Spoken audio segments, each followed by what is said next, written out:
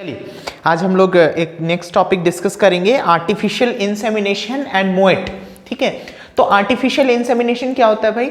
Artificially तरीके से क्या किया जाता है, जो कैटल हैं उनमें फीमेल जो हैं उनको क्या करते हैं हम लोग, इंसेमिनेट करते हैं। यानी कि हम लोग क्या कर रहे हैं, स्पर्म को एक्सट्रैक्ट करके फ्रॉम मेल्स। ठीक है, मेल से स्पर्म को एक्सट्रैक्ट करके इसको कहां डाल रहे हैं, इसको we are introducing into the female. ठीक है, तो यहां पर we will be using superior quality of males. ठीक है, जो सुपीरियर क्वालिटी ऑफ एनिमल्स है उनको यहां पर यूज किया जाता है एंड उनके स्पर्म को क्या कर रहे हैं, निकाल के we are inseminating in the female. ठीक है, एंड इससे क्या हो रहा है भाई, better quality of offsprings will be obtained। ठीक है, तो instead of mating the animals, artificial insemination is carried out during the animal breeding। artificial insemination is the introduction of suitable dose of semen in the reproductive tract of the female। ठीक है, जहां पर क्या होगा, फिर further fertilization and growth of the embryo takes place।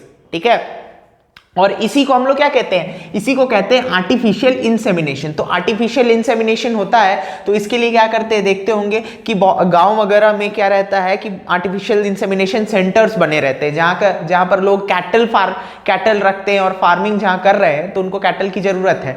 और जहां पर मिल्क यील्ड के लिए जहां पर आपका ये बना हुआ पोल्ट्री ये बना हुआ है, क्या नाम है उसका, डेयरी फार्म।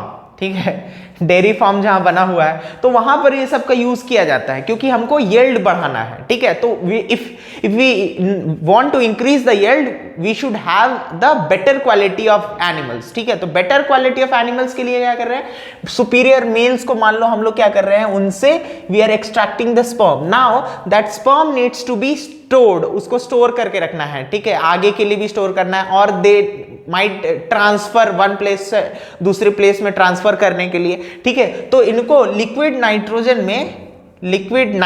में स्टोर करते हैं -196 डिग्री सेल्सियस पे, -196 डिग्री सेल्सियस पे। तो ये बहुत ही इंपॉर्टेंट है, ये क्वेश्चन पूछता है बार बार कि -196 पे कौन सा प्रिजर्वेशन किया जाता है। तो लिक्विड नाइट्रोजन में प्रिजर्व करते हैं -196 डिग्री सेल्सियस पे एंड इसी को हम लोग क्या कहते हैं, इसी को कहते हैं क्रायो प्रिजर्वेशन। क्रायो प्रिजर्वेशन को पूछा गया एग्जाम में, डिफाइन करने के लिए आ जाता है।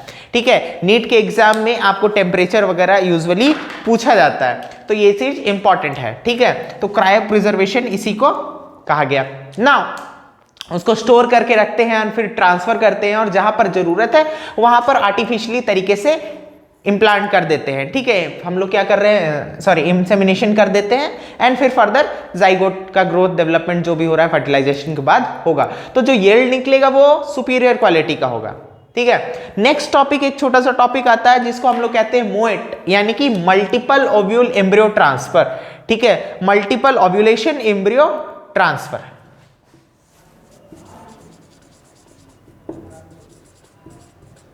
मल्टीपल ओव्यूलेशन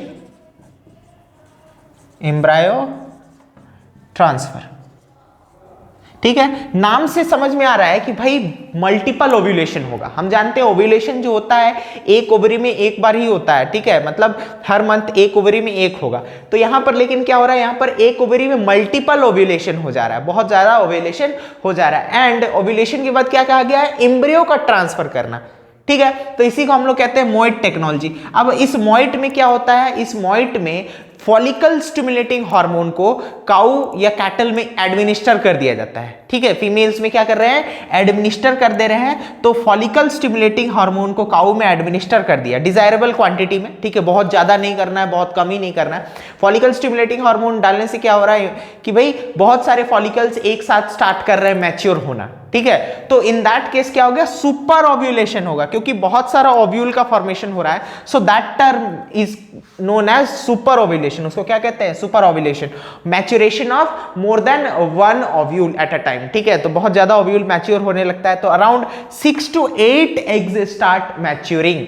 ठीक है, 6 से 7 ओव्यूल्स मैच्योर होते हैं एंड उसके बाद क्या हो रहा है, उसके बाद मान लो इस आर्टिफिशियल तरीके से आप उसको इंसेमिनेट भी कर रहे हैं, ठीक है, आर्टिफिशियल तरीके से उसको इंसेमिनेट कर दिया गया। इंसेमिनेशन करने के बाद क्या होगा, जाइगोट का फॉर्मेशन स्टार्ट होगा। तो एक ही काऊ में हो रहा है, अभी ध्यान रखना है कि ये जो चीज है ये एक ही काऊ में हो रहा है। तो सर एक क्वेश्चन आएगा कि एक ही काऊ में इतना सारा जाइगोट बनेगा? नहीं, ऐसा नहीं है, ठीक है। होता क्या है कि जब इसको हम लोग स्टिमुलेट करते हैं, 6 से 8 एग्स को हम इंसेमिनेट करा रहे हैं, तो सब में फर्टिलाइजेशन होगा, ठीक है, सब में फर्टिलाइजेशन होगा और क्या होगा, सब में जाइगोट का डेवलपमेंट होगा। तो अगर 6 से 7 8 एग्स हैं तो 6 से 8 आपका जाइगोट का फॉर्मेशन होने लगेगा और उसमें क्या होगा, डिवीजन भी स्टार्ट हो जाएगा, ठीक है। तो सेल डिवीजन स्टार्ट होगा। सेल्स जब डिवाइड करके 8 से 32 सेल स्टेज में आएंगे, मोरूला ब्लास्टूला स्टेज में आएंगे, तो होता क्या है कि भाई इनको फिर रिकवर कर लिया जाता है। इनको ना क्या करते हैं, निकाल लेते हैं आर्टिफिशियली तरीके से, ठीक है, जाइगोट को निकाल लेते हैं एंड वो 6 से 8 जाइगोट को डिफरेंट काउज में फिर से इम्प्लांट कर दिया जाता है, ठीक है। उस जो काउज एक्सटर्नल सोर्स से क्या रिसीव कर रही हैं, जाइगोट को रिसीव कर रही हैं, those will be known as the surrogate cows. उनको क्या कहते हैं, सरोगेट काउज। सरोगेट मतलब हम लोग सरोगेसी एक टर्म आता है। सरोगेसी में क्या होता है कि बहुत सारी फीमेल्स ऐसी होती हैं हु कैन नॉट मतलब उनके जो यूट्रस में दे कैन नॉट कंसीव, ठीक है, मतलब ये जो जाइगोट है वो ग्रो नहीं कर पाता है, ठीक है, एम्ब्रियो का फॉर्मेशन नहीं हो पाता है, ठीक है।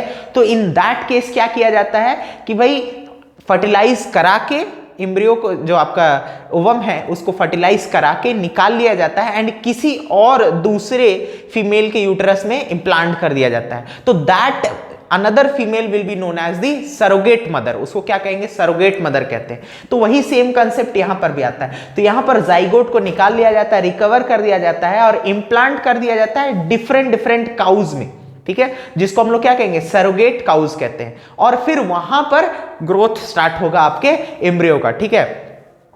अब ऐसा क्यों किया जाता है, तो ऐसा इसलिए किया जाता है, सबसे पहले तो हर्ड इंप्रूवमेंट के लिए, जो आपका हर्ड है, कम्युनिटी हर्ड जो है उसका इंप्रूवमेंट के लिए, उसके बेटर क्वालिटी के लिए, ठीक है। उसके बाद क्या है, improvement of cows, buffaloes, sheep, horses, इनके इंप्रूवमेंट के लिए, ठीक है, क्योंकि इनसे हम लोग बहुत सारा प्रोडक्ट लेते हैं, हॉर्स वगैरह है, इनसे अगर बेटर यील्ड के रहेंगे तो क्या होगा, ये आपको सामान वगैरह ढोने में या बहुत स्ट्रांग रहेंगे, ठीक है। नेक्स्ट क्या हो जाएगा, हाई यील्डिंग, इनका यील्ड बढ़ाने के लिए of the females and high yielding, high quality of the meat, ठीक है, मीट का हाई क्वालिटी मिलेगा और फीमेल से हाई यील्ड मिलेगा। सो इन्हीं सब कारणों के कारण, इन्हीं सब कारणों से क्या कर रहे हैं हम लोग, मोएट का इस्तेमाल कर रहे हैं। आर्टिफिशियल इंसेमिनेशन एंड मोएट कह सकते हैं इनडायरेक्टली रिलेटेड है एक दूसरे से, ठीक है। तो ये क्वेश्चंस यहां से बहुत बार पूछा जाता है आपके एग्जाम में कि मोएट का फुल फॉर्म बताइए, आर्टिफिशियल इंसेमिनेशन में क्या किया जाता है और क्रायो प्रिजर्वेशन में कौन सा टेम्परेचर है और किस में प्रिजर्व करते हैं, आपको ध्यान में रखना है। लिक्विड नाइट्रोजन -196 डिग्री सेल्सियस पे प्रिजर्व करते हैं।